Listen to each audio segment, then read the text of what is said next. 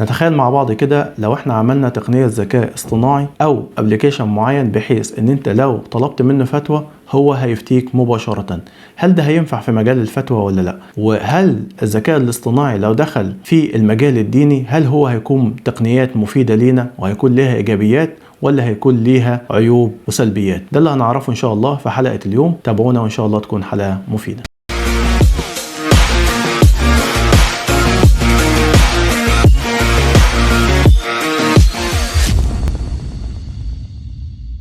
السلام عليكم ورحمة الله وبركاته. أهلا وسهلا بكم في حلقة جديدة، وإن شاء الله هنحاول نجاوب على السؤال اللي احنا بدأناه في أول الحلقة. مفيش شك إن احنا بنعيش دلوقتي في ثورة المعلومات وتكنولوجيا الاتصالات بكل أشكالها وأنواعها، والثورة دي دخلت في كل المجالات تقريبا. بنشوفها طبعا في الطب والصيدلة والهندسة وعلوم الحاسبات والمعلومات وتكنولوجيا الاتصال والنقل والتعدين، وكمان في الإعلام بحكم تخصصي، وليها العديد من الإيجابيات. أهمها طبعا اللي هو نشأة وظائف جديدة، توفير الجهد والوقت والمال، تحسين نمط الحياة بشكل كبير جدا. والثورة دي ساعدت كتير من الدول والحكومات والناس في الوصول لأهدافها بطريقة سهلة جدا، خاصة فيما يتعلق بتكنولوجيا المعلومات والاتصالات وغيرها كتير. وطبعا زي ما الثورة دي ليها إيجابيات أكيد ليها عيوب، ومن عيوبها طبعا في فرص كتير من العمل. هذه التقنيات أو هذه الآليات بدأت تعمل ما كان يعمله الإنسان في هذا المجال. أيضا الغزو والتغريب اللي فيه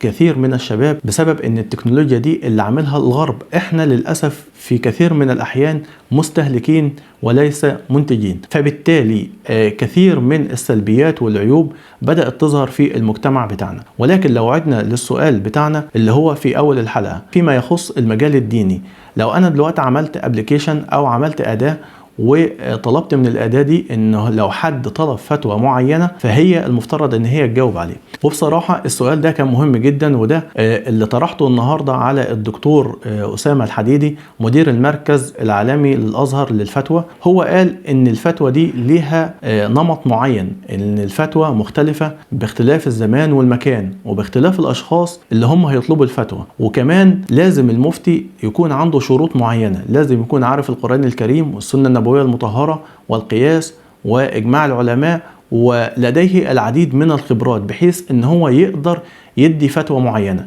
وبالتالي من المستحيل ان انا اخلي تقنية من التقنيات الذكاء الاصطناعي تلم كل العلوم دي، وكمان تعرف السائل ده نفسيته ايه، او الحاجة اللي عملها اللي هو بيستفتي فيها كان وضعه ايه وقت ما قال الكلمة دي او وقت ما عمل الموضوع ده. إذا كنا نتحدث عن مخاطر الذكاء الاصطناعي عند تدخله في فهم النص الديني، هل هناك مخاطر أم إيجابيات، أم أن الأمر مختلف فيه بين مؤيد لهذا التدخل ومعارض لهذا التدخل، أو يمكن أن يكون هناك تدخل جزئي من الذكاء الاصطناعي في جزئيات محددة تعين على فهم النص الديني أو تعين على مصدر الخطاب الديني ومصدر الخطاب الديني. النص الديني ما ورد بوحي وصح عن الله سبحانه وتعالى وعن سيدنا رسول الله صلى الله عليه وسلم، ثم بعد ذلك تتنوع مصادر الشريعة الإسلامية، الكتاب والسنة والإجماع والقياس، هذا متفق فيه متفق عليه، ثم بعد ذلك الاجتهاد والعرف والاستحسان والاستصحاب وغيرها من مصادر التشريع التي أنزلها بعض العلماء منزلة النص الديني الذي تستنبط منه الأحكام الشرعية. طيب إذا كان الكلام ده موجود، هل له آليات لفهمه، أم أن الذكاء الاصطناعي قد يغني عن عالم دين نفهم من خلاله هذا الكلام؟ نشوف الأول، لأن الحكم على الشيء فرع عن تصوره. علشان أفهم النص الديني ينبغي أن أكون ملما بعديد من العلوم. أولا أن أمتلك الدليل، معرفة تامة بالدليل من الكتاب والسنة والإجماع والقياس، ومعرفتي بهذا الدليل لا ينبغي أبدا أن تكون معرفة جزئية أو مجتزأة أو مقطوعة عن سياقاتها، فهذا الدليل يفهم من سياقه. هذا السياق قد لا يكون في سطر واحد وقد لا يكون في صفحة واحدة، بل قد يمتد في القرآن الكريم من أوله إلى آخره. ولكن الذكاء الاصطناعي يمكن استدعائه في بعض الفتاوى، وخاصة الفتاوى المشهورة مثل ما حكم كذا أو مسألة من مسائل المواريث المشهورة أو خلافه. ولكن بعض الحاجات التي لابد فيها من معرفة الإنسان ونيته وصفته وقت حدوث الفعل، هي دي محل المفتي أو الشيء اللي بيدور عليه المفتي عشان يدي الفتوى بتاعته للي هو الشخص اللي طالب الفتوى. وبالتالي يمكن الاستعانة بالذكاء الاصطناعي في أشياء ولا يمكن الاستعانة به في أشياء أخرى. والسؤال ده أنا سألته للدكتور أسامة الحديدي في ندوة كانت بعنوان مخاطر تطبيقات الذكاء الاصطناعي في فهم النصوص الدينية.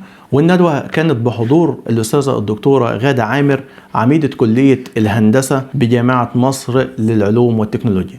بصراحة الندوة كانت مفيدة جدا في وجود قامات متخصصة سواء في الفدوى الإلكترونية أو في الهندسة وهندسة الذكاء الاصطناعي. الدكتورة غادة عامر بصراحة أبحرت خلال الندوة في حاجات جميلة جدا عن الذكاء الاصطناعي، بداية من نشأة الذكاء الاصطناعي وكيفية الاستفادة منه، ومكانة مصر في مجال الذكاء الاصطناعي وكيف اهتمت مصر.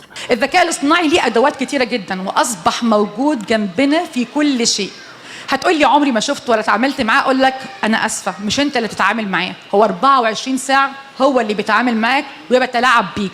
لو استخدمت فيسبوك، لو استخدمت جوجل، لو استخدمت أمازون، لو استخدمت سناب شات، كل السوشيال ميديا، عربيتك، تلاجتك، غسالتك، طالما جنبها كلمة سمارت تعرف انها ذكية. وسمارت مش جاية عشان تريح حضرتك، سمارت انها بتتعلم وبتراقب وبتترجم وبتكلم حالات تانية جنبها.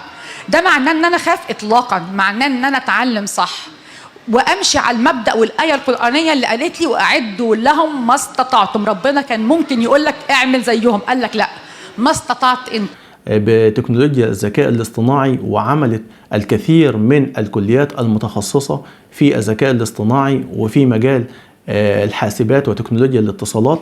الدكتورة غادة خلال الندوة أكدت على ضرورة تعلم تقنيات الذكاء الاصطناعي ومعرفتها، وإن ده مطلوب في حد ذاته وخيار مهم جدا في المرحلة اللي جاية وبالنسبة للأجيال اللي جاية. عشان كده عملنا استراتيجية للذكاء الاصطناعي. هتقول لي ايه المشكلة يعني استراتيجية؟ لا، الاستراتيجية دي خلتنا عملنا جامعات متخصصة وكليات متخصصة في الذكاء الاصطناعي. الكليات دي بتعملش بس السوفت وير، لا، ده احنا عندنا هندسة الذكاء الاصطناعي وعندنا كلية الحاسبات والمعلومات للذكاء الاصطناعي.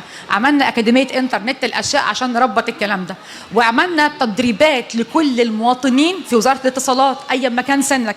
كمان الدكتورة غادة أكدت على أهمية أن المستخدمين لأدوات وتقنيات الذكاء الاصطناعي يستخدموه بوعي ويكون عندهم وازع ديني، لأن كثير من التقنيات لها سلبيات كثيرة وقد تضر بالمجتمع أو بالأفراد. الذكاء الاصطناعي أصبح في المرحلة الأخيرة خيار مهم جدا على الجميع تعلمه، وتعلم الذكاء الاصطناعي داخل في كل المجالات وليس حكر على المتعلم أو غير المتعلم. وقالت أن وزارة الاتصالات المصرية فاتحة العديد من الكورسات مجانا لأي حد عايز يشترك فيها، وأكدت على أهمية التعليم أونلاين في هذا المجال، لأن دلوقتي قنوات اليوتيوب أو المواقع المتخصصة في تعلم هذه التقنيات كثيرة جدا وسهل جدا أن أنت تصل إليها.